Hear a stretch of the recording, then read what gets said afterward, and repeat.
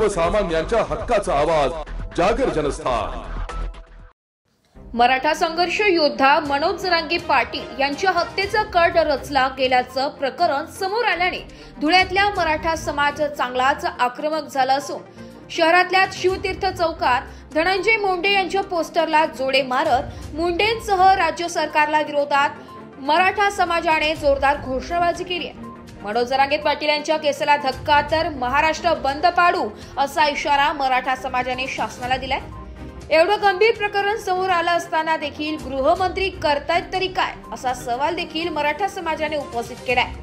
मराठा आरक्षण चळवळीचे नेते तथा संघर्ष योद्धा मनोज जरांगे पाटील यांच्या हत्येचं कट रचल्याचं प्रकरण समोर आलं होतं। या प्रकरणी जरांगे पाटील यांनी पत्रकार परिषद घेत थेट आमदार धनंजय मुंडे यांनी आपल्या हत्येची सुपारी दिल्याचा आरोप केला होता।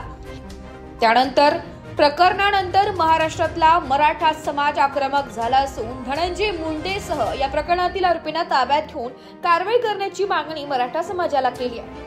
यावेळी मराठा समाजाचे सुधाकर बेंद्रे, भानुदास बगदे, विनोद जगताप, राजेंद्र काळे, निंबा मराठे, ॲडव्होकेट सुनील ठाणगे, मनोज ठवळे, संदीप पाटोळे, देवेंद्र पवार, दिनेश चव्हाण, विक्रम काळे, प्रफुल्ल माने, वामन मोहिते यांच्यासह मराठा समाजाचे पदाधिकारी मोठ्या संख्येने उपस्थित होते। जागर जनस्थानसाठी प्रतिनिधी रूपक विरारी, धुळे। जय जिजाऊ, जय शिवराय। नुकतीच आपण सर्वांनी सोशल मीडियावर ज्या बातम्या बघतोय आणि त्याच्यातून आपल्याला असं लक्षात येतंय की महाराष्ट्राचं राजकारण किंवा समाजकारण इतक्या खालच्या पातळीचं जातंय, हे सरकारचं खरं दुर्दैव आहे। मनोज दादा जरांगे पाटील सारखा एक राजकारणाचा कुठलाही संबंध नसलेला व्यक्ती जो समाजासाठी अहोरात्र काम करतोय, अशा समाजसेवकाला एक आमदार जो माजी मंत्री आहे आणि तो जर कोणाची सुपारी देत असेल तर हे सरकार करतं काय? याच्यामध्ये सगळ्यात मोठा दोष हा गृह खात्याचा आहे आणि आमचं म्हणणं आहे की याच्यामध्ये सगळ्यात मोठा हा मुख्यमंत्र्यांचा हात आहे। कारण गृहमंत्र्याला एवढी कशी झोप लागलेली आहे की 6 कोटी जनतेचा हा नेता मनोज दादा जरांगे पाटील याची हत्येची सुपारी दिली जाते आणि हे गृहमंत्र्याला जर शोधता येत नसेल तर हे आमचं दुर्दैव, या महाराष्ट्राचं दुर्दैव की हे गृहमंत्र्याला अजून शोध लागत नाहीये।